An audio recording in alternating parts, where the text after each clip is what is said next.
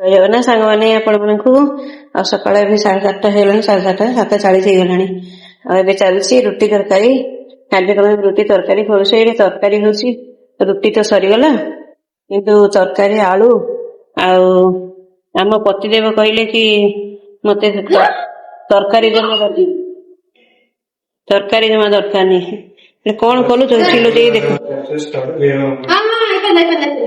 କଣ ହେଲା କାହିଁକି ଆଜିକାଲି କଣ ଜଲ୍ଦି ପଳେଇ ଆସୁଛି କି ବସ୍ ବାଲା? କାହିଁକି?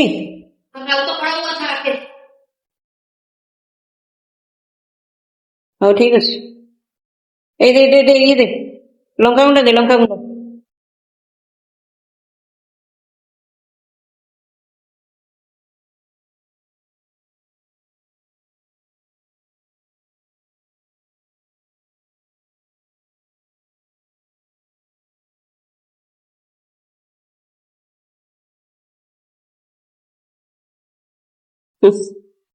ଦେ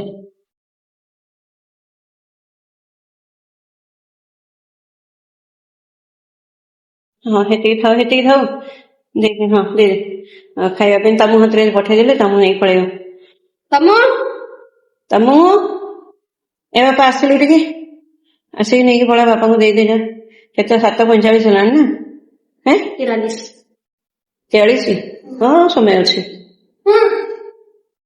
ଦେ अरे सागे सागे ठिपी लगाना, ठिपी लगानी ठीक है। ये ही जाओ थंडा ही जाओ। हाँ एमि दे दे। हाँ सागे सागे ठिपी लगेले कि ये ही जाओ ढाकुड़ी।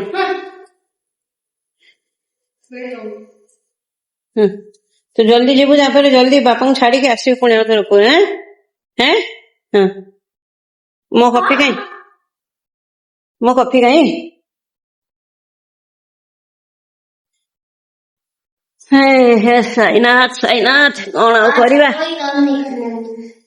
कहीं अरे हाँ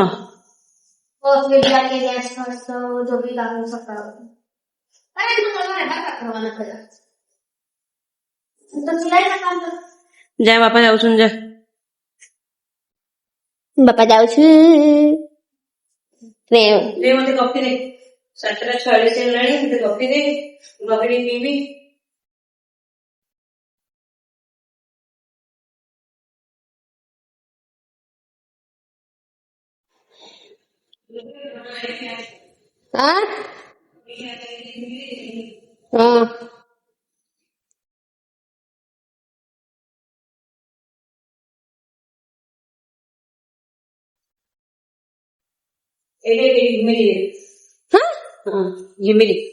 घिमिरी माने कौन जानछु? देख खाली घिमिरी अच्छी घिमिरी ना अच्छी देखी ना घिमिरी माने कौन जानछु? घमरिया हाँ ते बता ये देख एठी मुझे जलुची पूरा मजे एठी। हाँ एना पूरा तेल लगाओ हाँ ये पूरा घिमिरी एते हे गलानी गरम को बहुत बेसी घिमिरी हे पूरा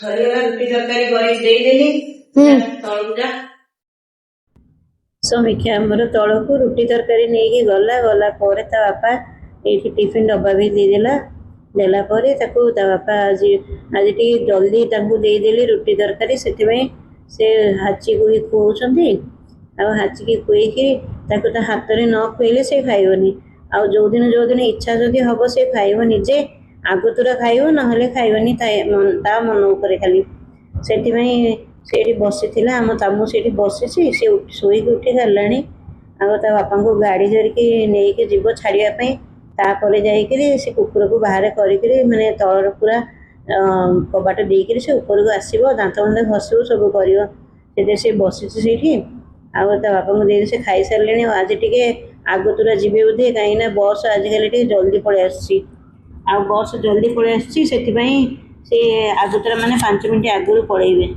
एबे बाहर आगु सब कथा मन पड़ो माने कौटी कौन अच्छी कौटी कौन करिया पड़ो कौ गछ कौ ये काम किसी करेनि सीना माने सब खाली घरे ମୋ ଝିଅକୁ ମୋ ପୁଅକୁ ଦି ଜଣ ଯାକୁ ସବୁ କହିକିରି ଘଣ୍ଟା ଘଣ୍ଟା ଧରିକି ତମେ ଏଇଟା କର ସେଇଟା କର ଏମିତି କର ସେମିତି କର ସବୁ ସବୁ ମୋ ପୁଅକୁ ମୋ ଝିଅକୁ ଦି ଜଣ ଯାକୁ କହିକିରି ସେ ଯିବେ ଯିବେ ମାନେ ସିଏ ଯିବେ କିନ୍ତୁ କାମ କରିବି ମୁଁ।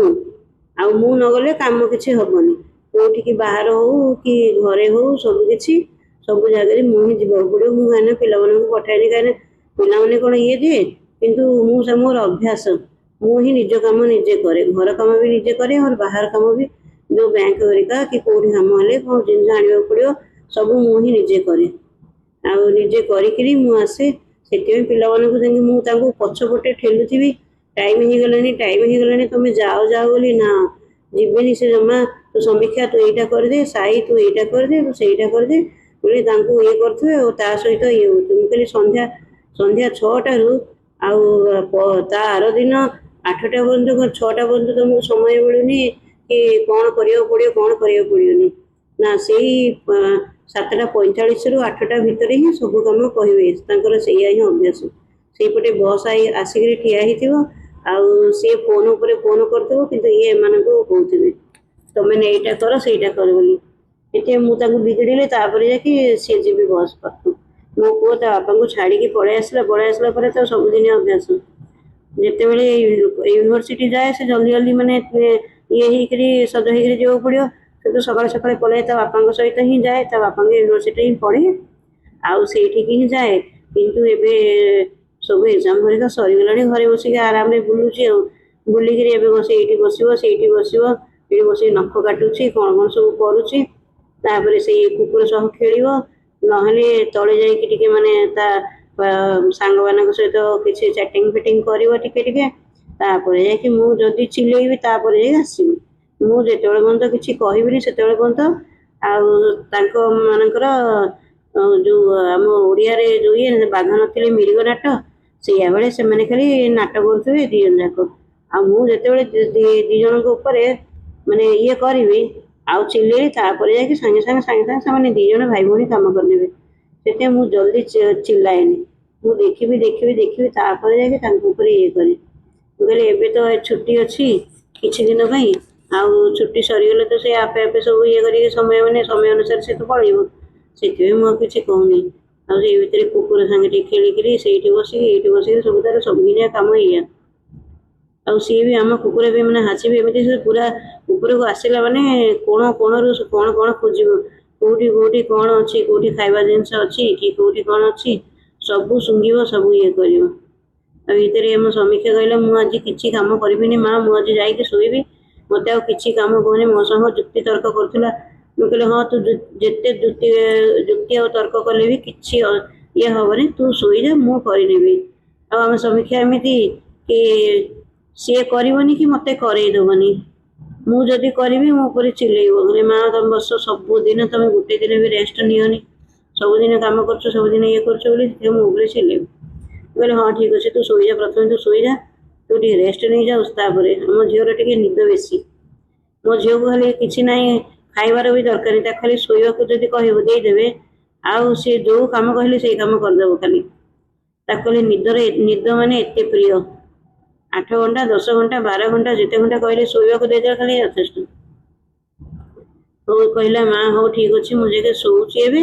ଆଉ ସିଏ କୁକୁର ଆମର କୋଉଠି ଶୋଇଦେବ ତାକୁ, କାହିଁକିନା ଆମ ସମୀକ୍ଷା ବେଶୀ ତାକୁ ଇଏ କରେ ଆମ ହାଚିକୁ।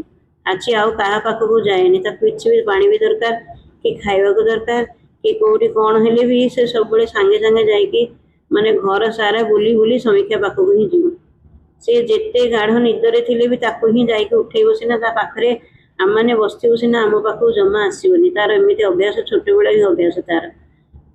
ସେଥିପାଇଁ ସେ ତା ପାଖକୁ ଯିବ, ତାକୁ ଏମିତି ଗୋଡ଼ରେ ଇଏ କରିବ, ଉଠେଇବ, ସବୁ ଇଏ କରିବ କି ମୋ ବେକ ପାଖରେ ଆଉଁସା କି ମୋତେ ଖାଇବାକୁ ଦେ, ଆଉ କ'ଣ ଦରକାର ତାକୁ ହିଁ ଜଣା। ଆମମାନଙ୍କୁ ଏତେ ଜଣା ନାହିଁ, କିନ୍ତୁ ସେ ସାଙ୍ଗେ ସାଙ୍ଗେ ଜାଣିଯିବ ସମୀକ୍ଷା ଆମର କି ତାକୁ କେତେବେଳେ ପାଣି ଦରକାର କି କେତେବେଳେ ଭୋକ ଲାଗୁଛି କି କେତେବେଳେ କ'ଣ କୁଲର କି ଗରମ ଲାଗୁଛି, ସବୁ ସାଙ୍ଗେ ସାଙ୍ଗେ ବୁଝିବ, ସାଙ୍ଗେ ସାଙ୍ଗେ ଯାଇକି ତାକୁ କରିବ। ହେଲେ ବି ସେଇଠି ତାକୁ କରିବ। ସେଥିପାଇଁ ସେ ସବୁବେଳେ ସମୀକ୍ଷା ପାଖକୁ ହିଁ ଯାଏ। ତା ପାଖକୁ ଯିବ, ସିଏ ମାରିଲେ ବି ତା ପାଖକୁ ଯିବ, ଆଉ ସିଏ ବିଗିଡ଼ିଲେ ବି ତା ପାଖକୁ ହିଁ ଯାଏ। ଏଇ ଭିତରେ ଦେଖନ୍ତୁ ଏବେ 10 ମିନିଟ୍ 15 ମିନିଟ୍ ପରେ ଯାଇକରି ମୋ ପୁଅ ଏବେ ମାନେ ଦାନ୍ତ ଘଷିବାକୁ ସେ ବ୍ରସ୍ ଧରିକରି ଏବେ ଦାନ୍ତ ଘଷୁଛି। ଆଉ ସେ ଦାନ୍ତ ଘଷିକି ତାର ସବୁଦିନିକା ଅଭ୍ୟାସ କି ତାର ମାସକୁ ମିନିମମ୍ 15ଟା ବ୍ରସ୍ ଦରକାର। କାହିଁକିନା ସେ ଯେତେବେଳେ ଦାନ୍ତ ଘଷିବ ସେ ବାଥରୁମ୍ ଖୋଲା ଛାଡ଼ିଦେବ ଆଉ ସେ ବ୍ରସ୍ ତଳେ ପକେଇକିରି ପଳେଇ ଆସିବ ଆଉ ତା ବ୍ରସ୍ ଦେଖିକିରି ଆମ ହାଚି ଦାନ୍ତ ଘଷି ନେବ। ସାଙ୍ଗେ ସାଙ୍ଗେ ଦାନ୍ତ ଘଷି ନେବ। ସେ ପାଣି ପିଇବା ପାଇଁ ଯିବ, ନହେଲେ ବାଥରୁମ୍ ଯଦି ଖୋଲା ଥିବ ମାନେ ସେ ସାଙ୍ଗେ ସାଙ୍ଗେ ଯିବ ଯାହାର ବ୍ରସ୍ ଥାଉ। ଆମେ ମାନେ ମୁଁ ଆଉ ସମୀକ୍ଷା ତ ବ୍ରସ୍ ତଳେ ରଖୁନୁ, ମାନେ କେବେ ଆମର ଅଭ୍ୟାସ ନାହିଁ କି ତଳେ, କିନ୍ତୁ ଆମ ସାଇ ତାକୁ ମାସକୁ 15ଟା ବ୍ରସ୍ ଦରକାର। କାହିଁକିନା